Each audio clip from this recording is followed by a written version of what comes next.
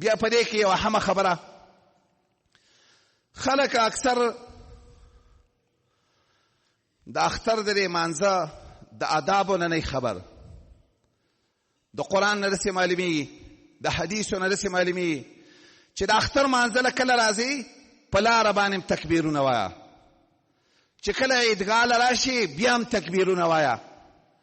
او د نبي علیه صلات وسلام طریقه داسې وه چې ډېر د وخته به چې څرنګې به نور راوخوتو او یو لږ غونتې ټیم به تېر شو، د الله نبي به ایسته په مانځه باندې ودرېدو.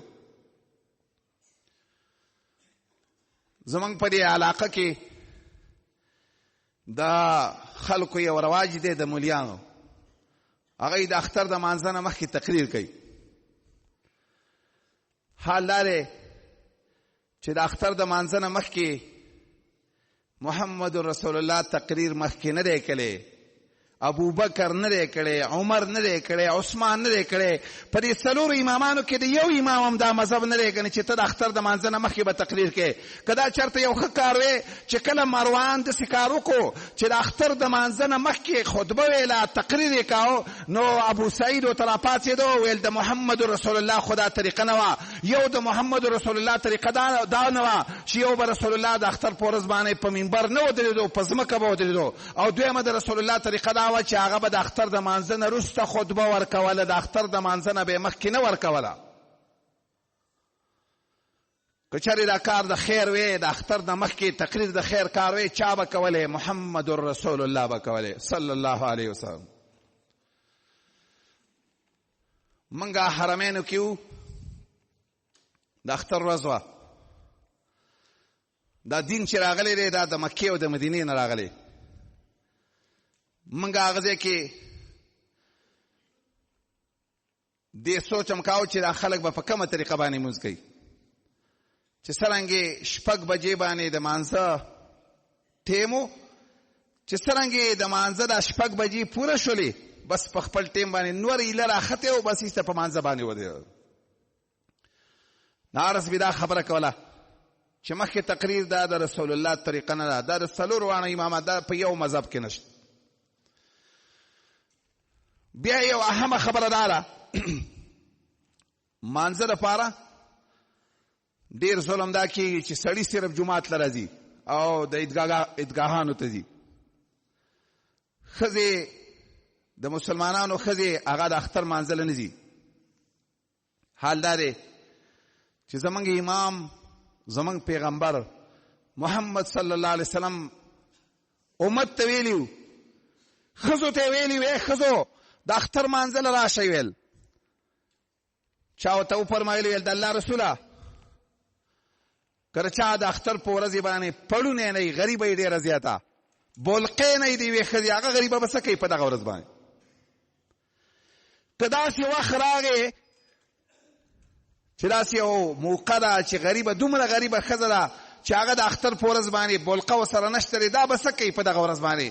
د الله نبي فرمایي لتلبسها صاحبتها من جلبابها، یو ملګری یو ګاونډی سره د هغې په بولقه کې شریکه لاړه شي، خو د مانځه له دې خامخا ځان ورسوي. او ویلي وو دې مانځه له به ځکه دا ښځې دي هذا عیدنا، و دا د ټولو شریک اختر دی، دا یوازې د سړو نه دی، دا د ښځو هم دی، دا د سړو دپاره هم دی. عطا رحمه الله ته چا ویلي چې دا خبره به اوس هم هر یو امام به داسې کوي چې هغه به خلکو ته وایي چې د اختر مانځه له هم راځئ، ښځو ته به هم وایي او ښځو ته به هم د هغې د شان مناسب خبرې کوي. هغه ورته وفرمایل وما لهم الله یفعلوا، ولې به یې نه کوې؟ ته د محمد رسول الله امتي دی څه چې محمد رسول الله. او که یو څوک داسې خبرې کوي، ځینې خلک بدبخته خلک په دنیا کې داسې شته، هغه وایي یاره دا د فتنې زمانه ده. زه بیا هم داسې خبره کومه چې د فتنې زمانه ده، ښځه کالج له ځي د دې دپاره فتنه نه ده، بازار کې ټوله ورځ ګرځي د دې دپاره فتنه نه ده، په پټو کې ټوله ورځ ګرځي د دې دپاره فتنه نه ده، په بازارونو کې ټوله ورځ ګرځي د دې دپاره فتنه نه ده. صرف د محمد رسول الله د دین دپاره د دې ښځې بار ته وتل فتنه ده. بس حیا پکار ده. ځکه ابوبکر به ویلي، علي به ویلي حق على كل ذات نطاق. ابو بکر بویلی، عمر بویلی، هر یوه ښځه چې هغه ځوانۍ ته رسېدلې وي او الله وله داسې توس ورکړی پړونه یې په هغې دا فرض ده چې د ماختر مانځله به خامخا راځي. که داسې وشي مثلا په یو ځای کې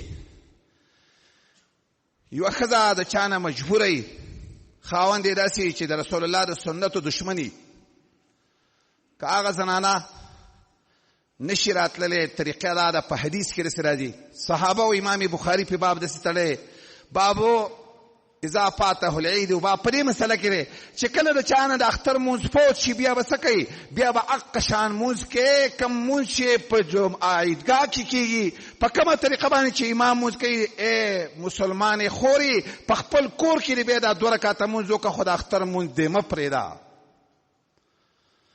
چې کله به د صحابو نه داسې کار وشو چې د اختر مونځ ورته نه فوت شو، بیا یې په خپل ځای کې انس ابن مالک نه یو ځل د اختر مونځ فوت شو، نو په خپل زاویه نومې مقام و، په هغه ځای کې د اختر مونځ په هغه طریقه باندې وکړو، په کومه طریقه باندې ښه طریقه خو دا ده چې اختر عیدګاه ته لاړه شه، خو که نشي تللی دا مونځ مه پرېږده، دا یو فریضه ده په فرایضو کې.